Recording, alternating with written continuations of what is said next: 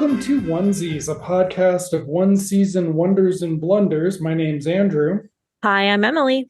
We are continuing our way through Joe's Life, a 1993 ABC sitcom starring Peter Onorati, Mary Page Keller, George DeCenzo, Mimi Kennedy, some Serial rapist Danny Masterson. Serial rapist Danny Masterson, who did not appear this episode, and then a bunch of children who did not continue acting because their experience on Joe's Life did not inspire them. Watching Mary Page Keller and Joe Onorati make out every episode was grossing them out. Oh man. Get yourself a wife who can do both, right? Or actually three things. She makes the money, she takes care of the kids, and she's a little hot trot. Yeah. That's the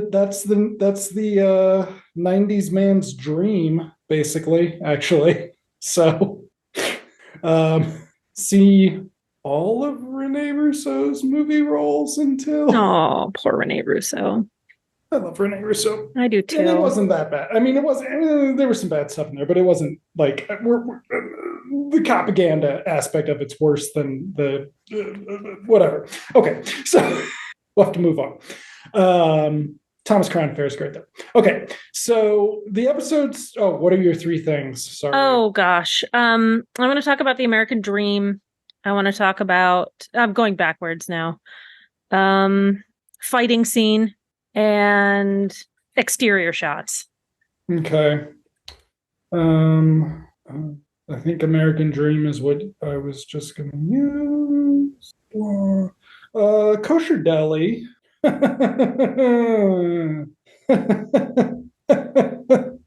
crap. Okay. Let's see. What else? I Could Write Joe's Life. And What's That Whining Noise?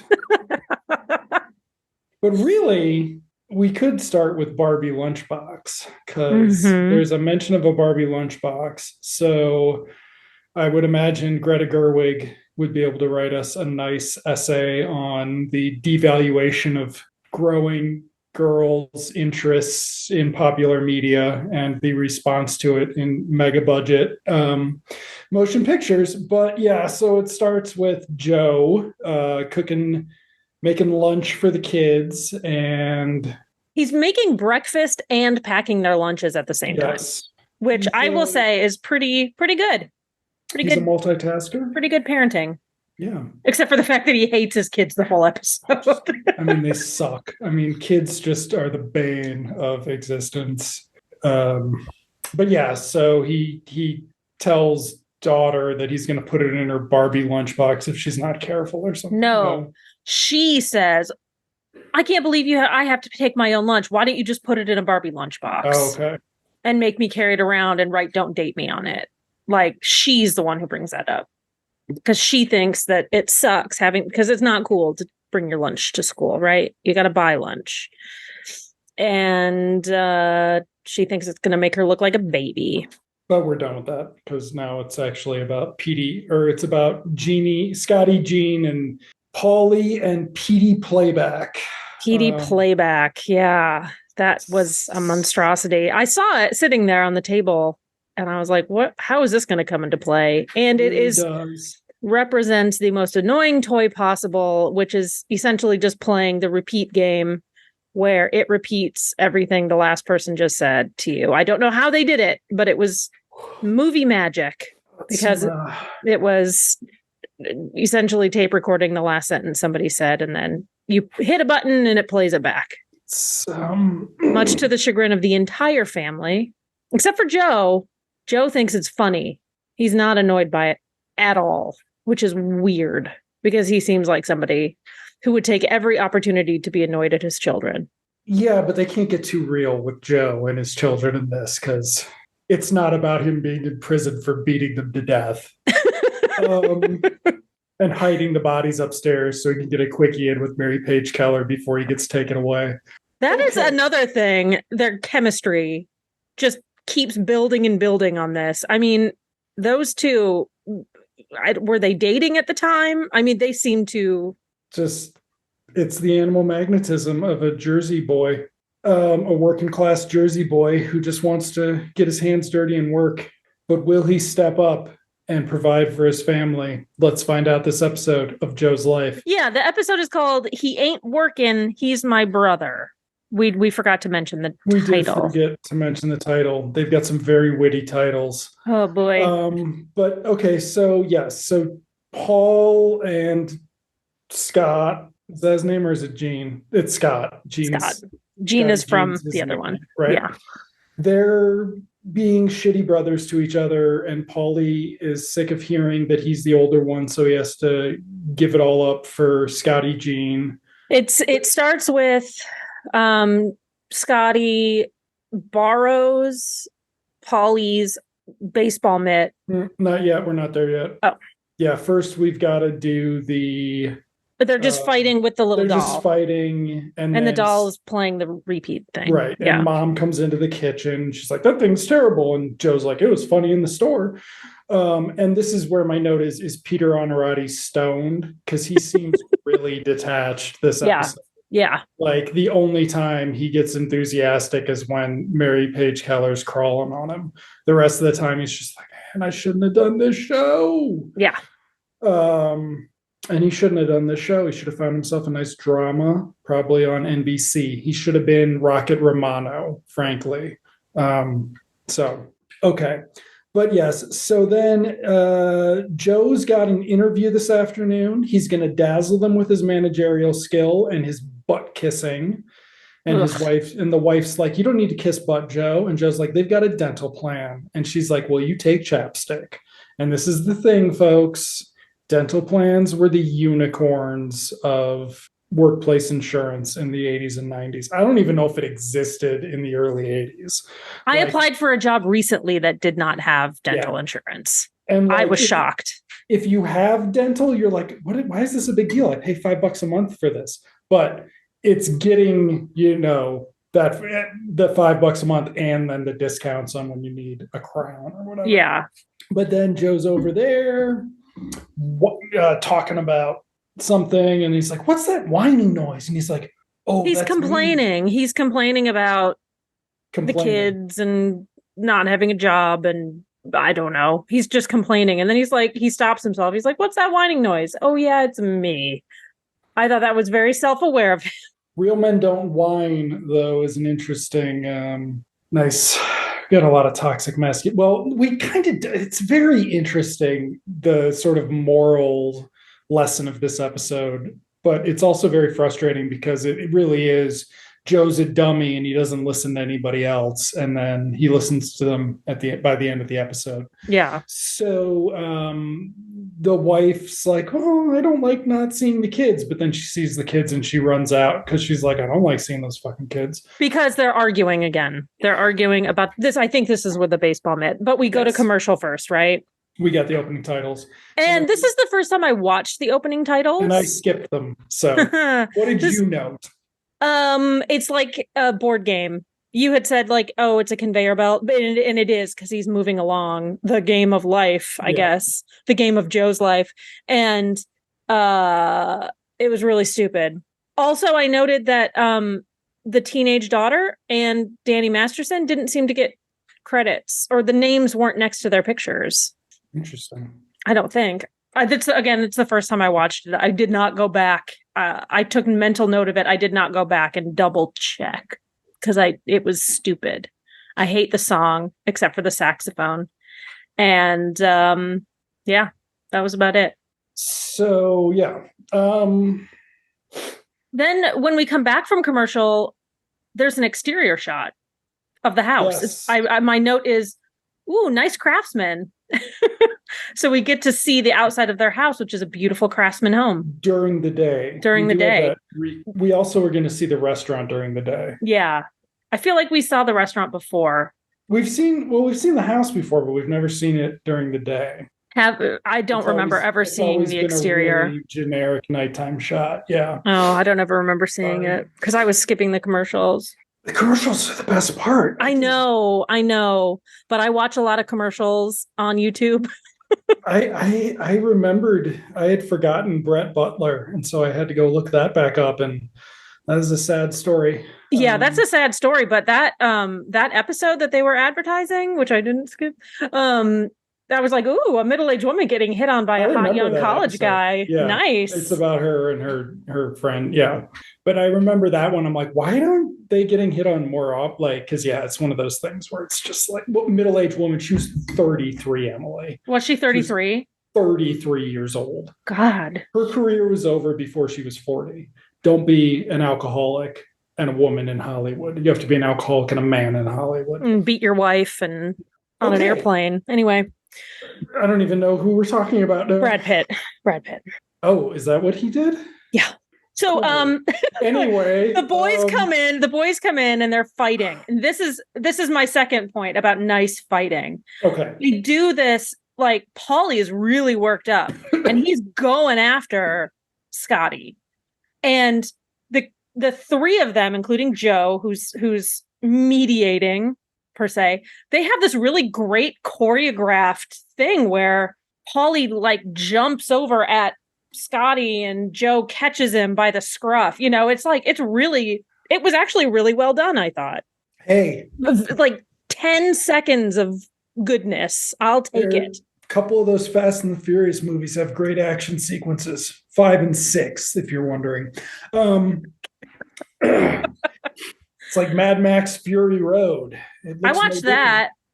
You know, because I like what's her name, but she's in that too. She's in the later ones too. Yeah, Charlize Theron. You shouldn't watch. I like her. Are you going to start worrying about action movie choreography? I don't. I watch kung fu movies, so no. I do. Well, you do, but they don't jump from CGI car to CGI car. No, they don't.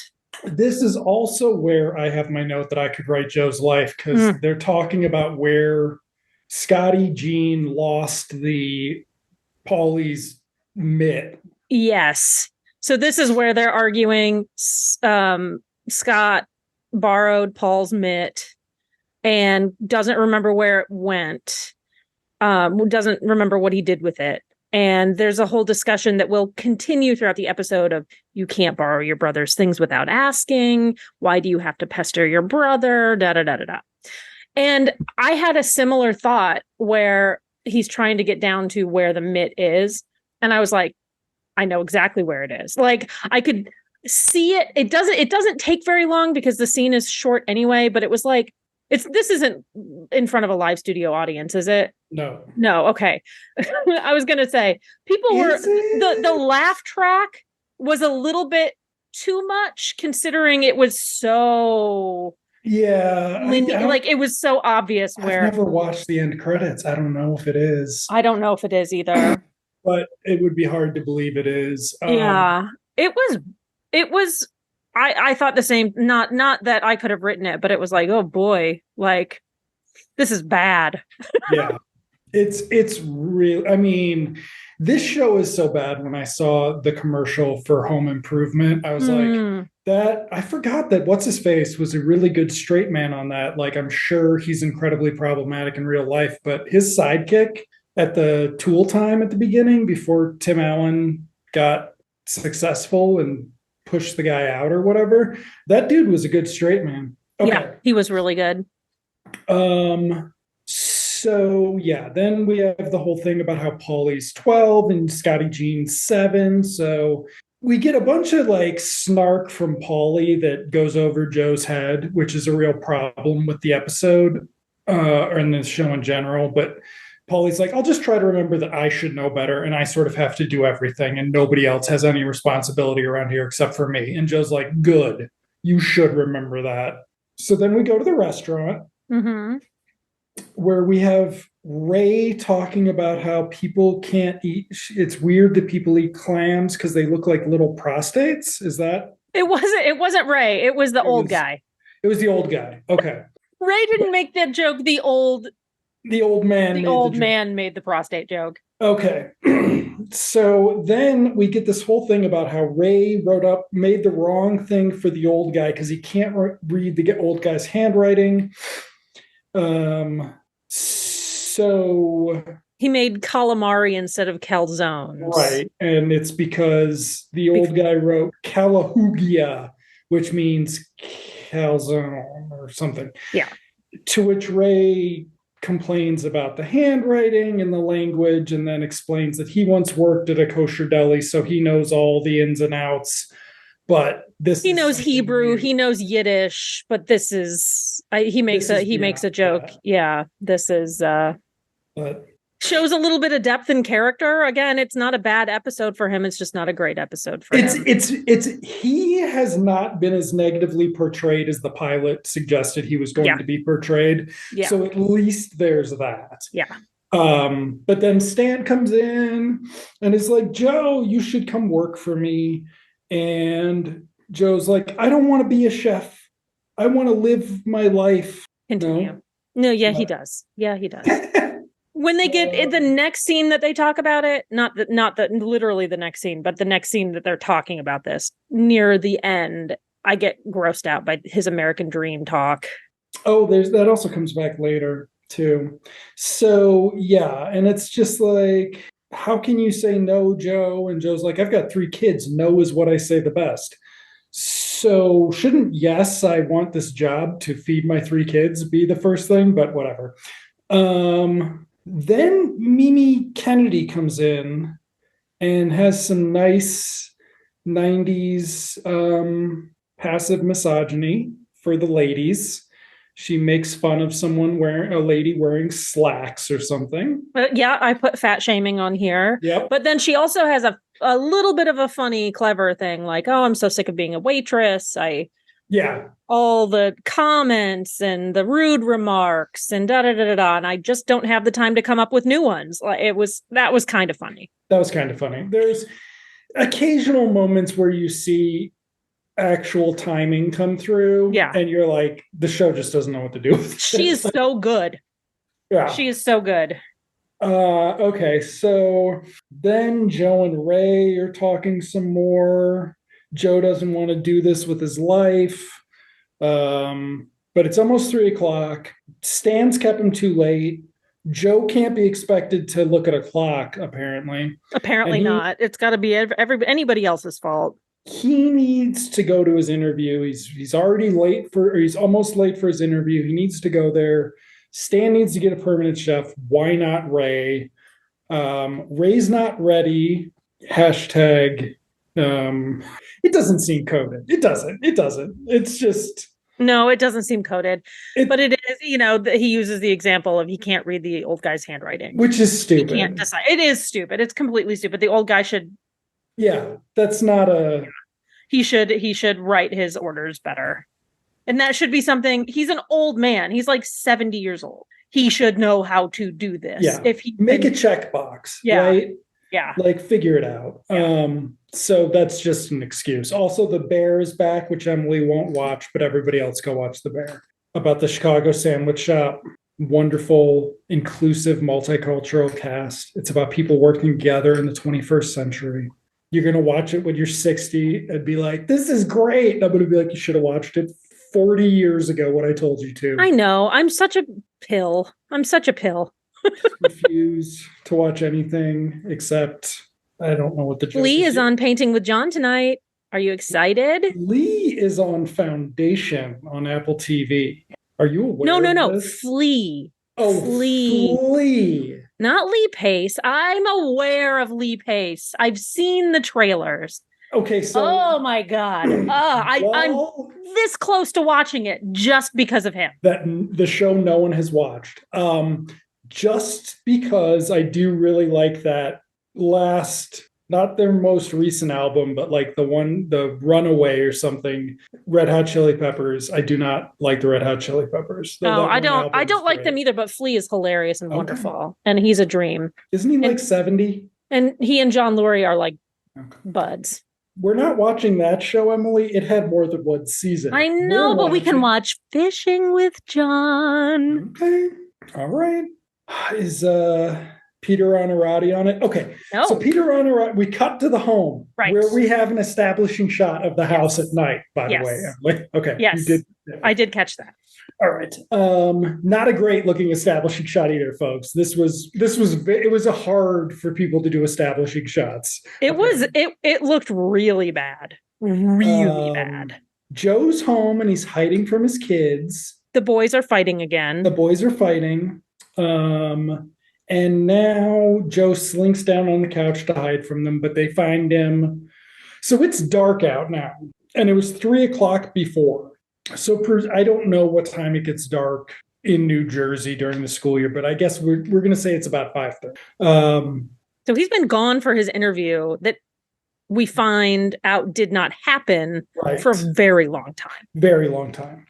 So the kids are now arguing about the telescope. So Scotty Jean messed up Paulie's telescope so he could watch American Gladiators on neighbor's TV. Why couldn't Scotty Jean watch American Gladiators on their own TV? Because he's 7 years old and he's yanking his brother's chain a little bit. Joe's like, can't you just fix it? And Paulie's like, I can, but I really want to see Jupiter and it's going to take forever. Yeah, this it's going to take forever thing is like, oh, I can't do it. It's going to take a long time. When you see the telescope, it's not like a big fancy telescope. It's not going to take a long time. Okay. I'm not the only one. Okay. But Joe's response to that is, I don't want to hear about Jupiter, you fucking nerd. Some of that's inaccurate, but not all of it. So Paulie goes away dejected. And Joe says to Scotty Jean, can't you just leave your brother alone? And he's like, why do you bother your brother? Mm-hmm. Can you leave him alone? Sure. Mom comes in. Scotty Jean's like, I was lying or something. And so. And then you get a scene with Joe and Mary Page Keller on the couch, smooching. It was really their chemistry, like I said before. Like, he kisses her on the lips, which, whatever, that happens. He kisses her, like, on the bridge of the nose and then, like, on the forehead. And I was like, this is a little too real. This is a little too real for me. And I'm starting to get nauseous. Sorry. Okay. I have nothing against people being in love, but that was gross. Tone it down, people. It's just a shitty ABC sitcom. Come on. So Joe missed the interview entirely because of Stan. She says, I believe in you and have all the faith in you. And he says, I'd believe you if you were naked when you said that. Yeah, that was gross. Extra gross. Then Scotty Jean is bored. They say to do his homework. He says, no, I'm hungry.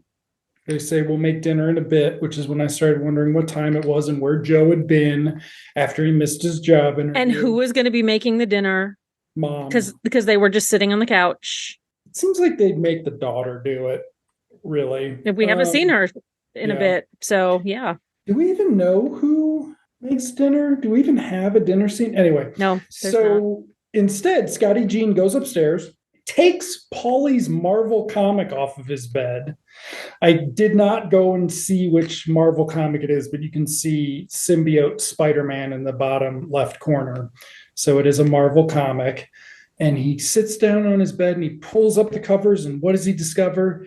Petey the dinosaur with his head torn off. I thought that was funny. Yes. I thought it was fun. And he screams.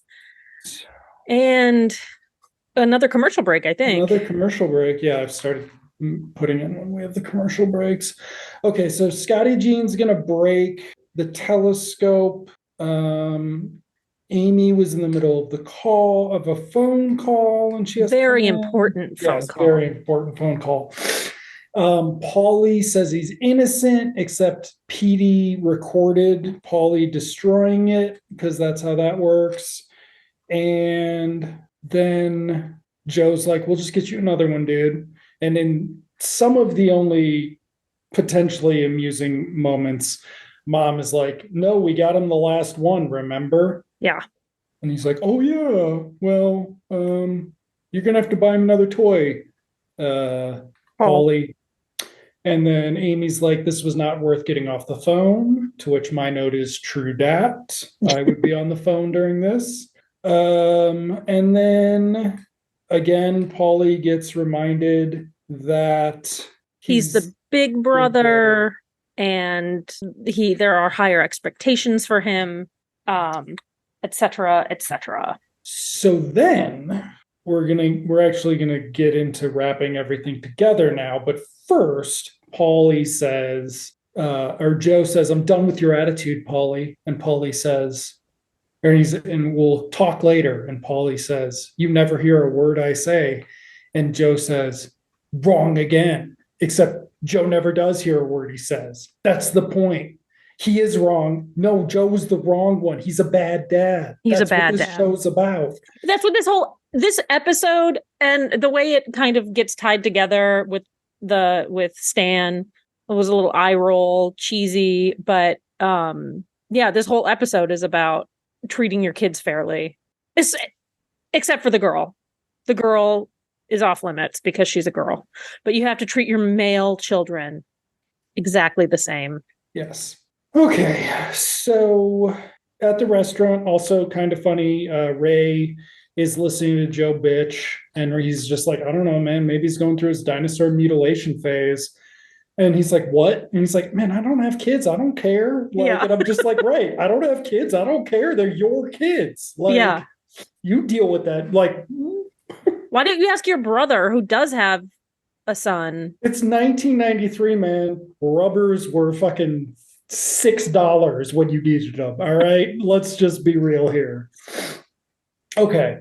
So then Stan comes in and says, okay, since you're not willing to be a full-time chef, I'm meeting with Vinny Rizzo or Vincenzo Rizzo or something. Yeah. To which Joe is like, Vinny Rizzo, the phony?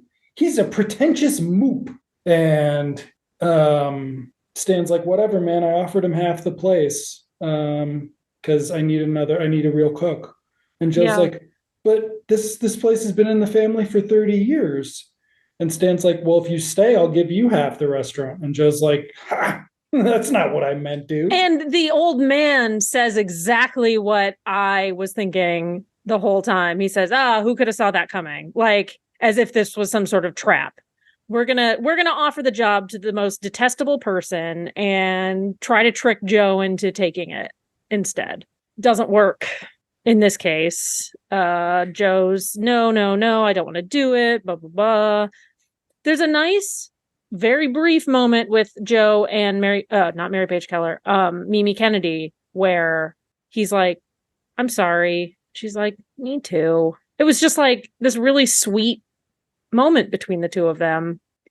It has potential. It has so much potential to be like decent, and it just goes away. Mm-hmm. I don't know. The writing, is that what we can blame? That's a nice thing to call it. No, I mean, yes and no. I mean, there's too much, right? Like they don't acknowledge that. They acknowledge Joe needs improvement, but they don't acknowledge that Joe should be more aware of needing improvement. Yeah. And he's very far along for not needing improvement. And this is kind of the whole thing, this whole idea of, well, I think the kids in Mr. Mom were younger too, right? Like, so like the joke of that was you were taking care of a baby and stuff like that, right? And they were like 6 years old. They weren't. They were much younger. School and stuff. Yeah. Because the problem is that you've got to establish that no matter when a dad wants to improve, that's the first time he should have ever been asked to improve. So when he's 36 and he's finally not being a shit, that you're supposed to congratulate him for that because he's a man and something. I mean, it's just so fucked up too, because this one, yes, there's a good idea in this, because we're walking back the whole premise of the show by the end of this episode, folks. We're done with Joe looking for a job. Spoilers, he will have a job by the end of this episode. But there's also this thing with this specific episode is he doesn't understand. So the lesson he learns is, how to be a better dad to his sons. He doesn't understand it until he realizes how it has affected his older brother. The same scenario. So it's this weird white man, like, I don't understand anything until it directly impacts me. I'm the youngest, bullshit. Spoiled, entitled, and I didn't have to learn any better until I was in my mid-30s. Yeah. Yeah. It's just like, fuck these guys. Like, yeah. I mean, that's kind of the thing is like Mimi Kennedy's she's way too empathetic toward him. There's also a thing about that is it's like, yes, having them be wholesome to each other's cute, but then having her be shitty to the customers is fucking weird. And it's annoying. Yeah. And it looks like she's dressed, she's dressed funny for being a waiter. She's not waiting anymore because that was the other scene. Presumably. Oh, right. They don't have any other cast members, so right. They need their 16-year-old waitress who's getting sexually harassed by their son. It's more realistic. I worked in the service industry when I was a teenager. It's much more realistic. Yes, we don't need. Yeah, okay. So the more news comes out, the more likely we're going to need to stop making jokes about this, because this is kind of like when you talk about mid-90s Miramax movies. You're like, why didn't that actress go on to anything? Oh, because Harvey Weinstein tried to rape her. Oh, why isn't the girlfriend back on this episode of Joe's Life? Oh, because Danny Masterson tried to rape her. That's why. Okay. So, yeah, and this is some of your American Dream bullshit. So Joe goes into the office / wine cellar to talk to Stan about why he doesn't want the job, to give him a heartfelt explanation as to why he doesn't want to be a full-time chef. And it's all this gross, like, I spent 10 years of my life working in this other industry, and I was this close to becoming a boss, and I was going to have a corner office, and I blah, blah, blah. And it's like, it's really gross. It's like he's explaining why he's passionate about something that is lacking in passion. Yeah. He wants to be a middle manager. It's about how I just want to be a middle manager. It's about how if you are a white Catholic, you want to be a WASP without having to give up your Catholic identity, which is television from 1984 to, I don't know, 1997 or something. But that's a whole thing. Movies got a lot less Catholic for some reason in the late 90s. They kind of peaked with Bringing Out the Dead, which is great, but for some reason, people make a lot less movies about how great the Catholic Church is these days. I wonder why. It's weird. It's weird that you don't get as much free promotional movies for an international rape cabal. Boom. There you go. Do we have any listeners? I think we do. I don't know. You keep track of that. I don't keep track of that. I don't want anybody who looks like me listen to this podcast. What are you talking about? Okay. I don't make content for white people. We know, for white men. We know that. Fair enough. Bottom of my concern thing. Yeah. Okay. So so he's going on about his dream, and suddenly the brother hits him with a little bit of reality and was like, do you know what my dream was? My dream was to be a journalist. And Joe's like, what the fuck are you talking about? I thought you wanted to run this place. He's like, no, our dad wanted me to run this place. He thought, as the first son, this should be my dream. And so when push came to shove, all of my energy was put into running this business, and I could not live out my dream. And he's like, you wouldn't understand, Joe, because you were the younger and you got everything you wanted. And then he's like, you got to go to air shows, Joe, because you always wanted to make airplanes and bomb brown people. And he's like, when I told Dad I wanted to be a writer, he said, you can write the specials on the board. And when I tried to talk to Pop, if I cared about it, it wasn't important to him. Yeah. Kind of like Jupiter, Joe. Yeah, kind of like Jupiter. And so, and Joe literally has that moment. You don't hear those words, but you can see it in his eyes. He does the best acting that he can, where he has this realization that that's what he's doing to his kids. so yeah. And then Stan's going to do whatever he can to keep the restaurant alive, even if it means hiring this shitty guy. Yeah. Because I mean, he needs help with the money because they got to start paying for Danny Masterson's trials. Okay, so then we go home and mom fixed the dinosaur. And it's working, like it's working again. And what we didn't talk about is at the end of the scene where the head's ripped off. Right. Joe pushes the button and it sounds like it's not going to be talking anymore. It does the, when a tape is destroyed. But mom says, "Oh no, it was just the battery. It's working." And then she does kind of a funny thing. She kind of has a little realization, like, is the sanity and, positive emotional well-being of the family worth, a brief moment of happiness for one of the children? And then she smashes it with like a hammer or something. I don't know where the fuck she got that. I thought that was kind of funny. That spoke to me like 90s woman who is expected to have a job, support the family, raise the kids, just expressing frustration in one tiny little soliloquy. It was beautiful. So then she's like, "So how'd work go?" And he's like, "Well, Stan offered me half the restaurant." Why do I have OMG Ray and the finger written down? I don't know. So what he does is he couches that though about Ray offering him half the restaurant. Stan offering him half the restaurant.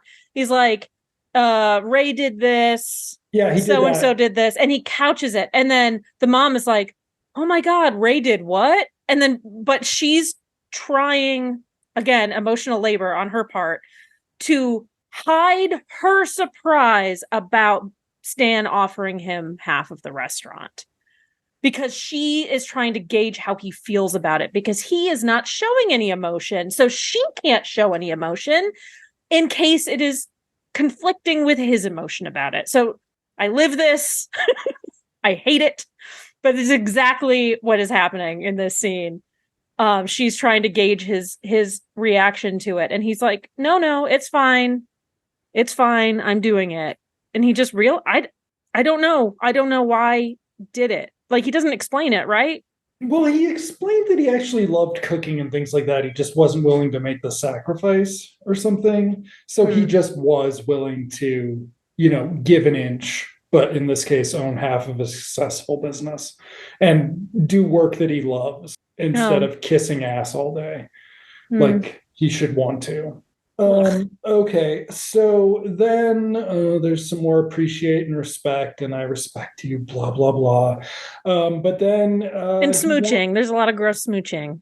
I need to start just doing kissy face emojis.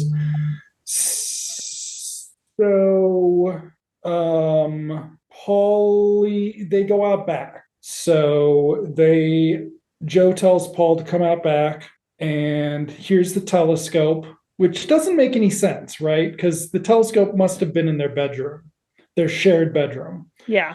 But now it's out back, and Joe wants to see Jupiter, and he's going to be a bud. Yeah, and there's a little bit of hesitation on the part of Paul because he doesn't trust that his dad actually gives a shit. So he's like, "You can't see it. You need the telescope to see it. You can't just see it," which is not 100% true. You can see it. It just doesn't look like Jupiter. It looks like a star that's not twinkling. And then so the dad is again doing a little bit of work to try to prove to his son that he does actually give a shit. And he's like, "Oh, well, what's that thing there that looks like a scooper?" And he's like, "Oh, that's the Big Dipper." And he's like, "And that big bright one, what's that one?" "Oh, that's the North Star." And it's just like something any kid who lived outside of a city knows about the night sky, right? And slowly Paul begins to engage in something that he's actually interested in with his father. How nice. How nice. And then there's one that looks like a giant boob, right? They find one. Yep. Cool. Or a penis. They don't actually say what it is. I No, was and it's not assuming. that. It's Joe says, "Oh, when I was a kid, I used to make up my own constellations." And he's like, "See that there? And if you go here and do that," and he draws a shape in his in Yeah, our imaginations, and I didn't pay close enough attention to get what it was. So, I didn't either, but I'm assuming except don't tell your mother. don't tell your mother. So Yeah. I was assuming a boob. Um, so my other note for that is you can see the night sky in New Jersey. Cool. I'm not sure I believe that. I can see it here. So, Well, that's really. yeah. I mean, not all of it, obviously, but I can see stars. You can go out and look up in the sky and see boobs. I can stay in my apartment and see boobs. Jesus.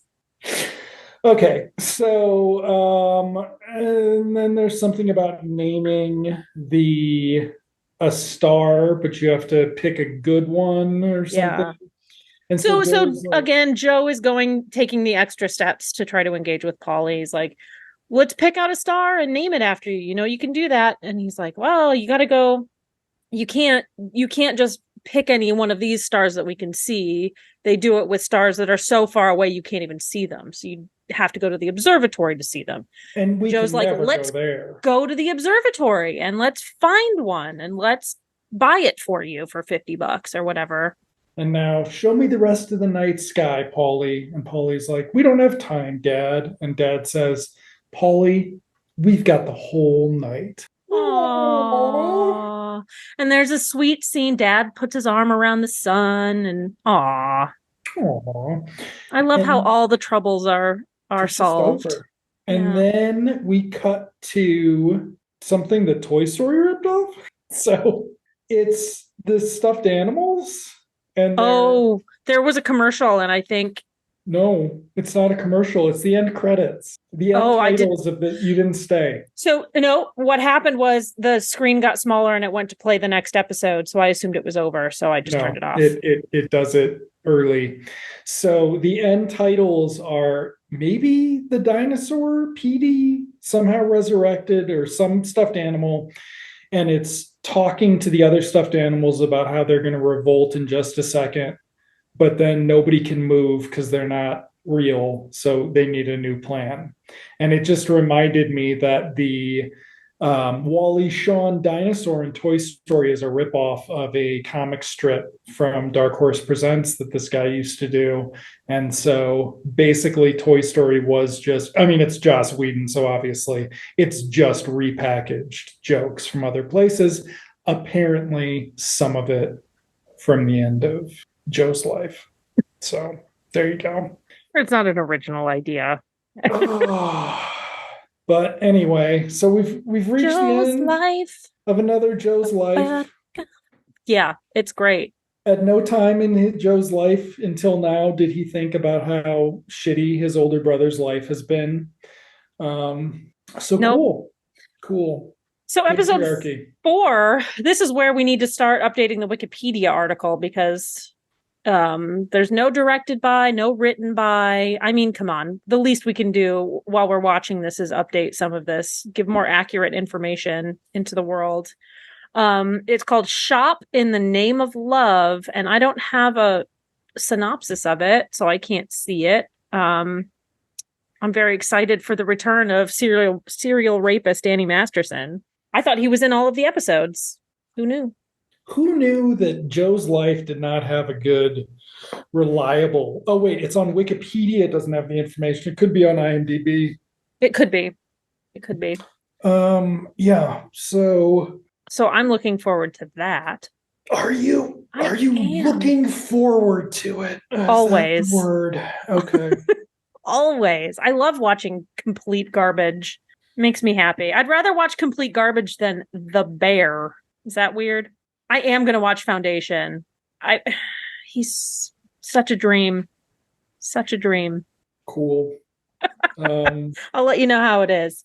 I think it's boring. I think that's what it is. Have you seen it? No, but I know everybody I've ever heard talk about watching it quit because it was boring, and everybody I've ever heard try to read the books quit because they were boring. boring. Oh, who wrote the books? Is it Isaac Asimov? Yeah, I think so. Okay. Though I think Isaac Asimov's boring. Like, I think that's one of the things of his. He knew a little bit about a lot of things, but maybe not about writing.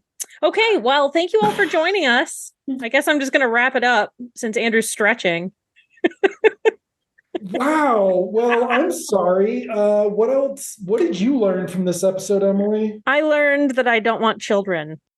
Okay, well, thank you. We will see you next time when we're watching episode 4 of Joe's Life. Andrew, see you in television land. See you in television land, Emily.